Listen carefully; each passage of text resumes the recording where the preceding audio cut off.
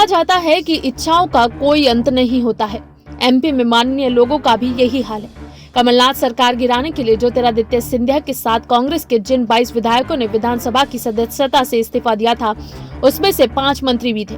कहा जाता है कि विधानसभा की सदस्यता से इस्तीफा देने के वक्त इनकी एक शर्त ये भी थी कि इनके स्टेटस को बहाल रखा जाए, यानी कि वे विधानसभा के सदस्य न होते हुए भी मंत्री बने रहना चाहते थे। बीजेपी को अपनी सरकार बनाने के लिए ये शर्त मंजूर करनी पड़ी थी। संवैधानिक व्यवस्था के अनुसार बगैर किसी सदन का सदस्य हुए भी किसी को अधिकतम 6 महीने के लिए मंत्री बनाया जा सकता है।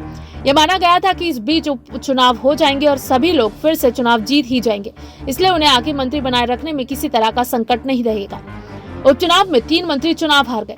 अब चुनाव हार कर भी ये माननीय मंत्री वाला रुतबा बनाए रखना चाहते हैं। इसके लिए अब वे अपने आका के जरिए बीजेपी टॉप लीडरशिप पर कोई रास्ता निकालने का दबाव बना रहे हैं।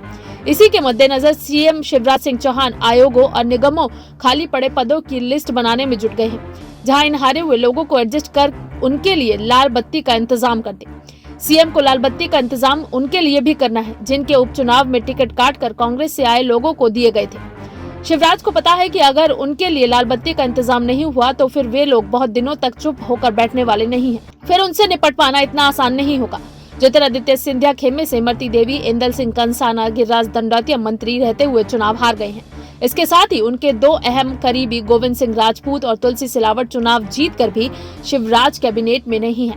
ज्योतिरादित्य सिंधिया ने अपने पिछले दौरे के दौरान तमाम समर्थकों के साथ सीएम शिवराज सिंह चौहान से उनके आवास पर जाकर मुलाकात की थी। Bureau report SPN 9 news.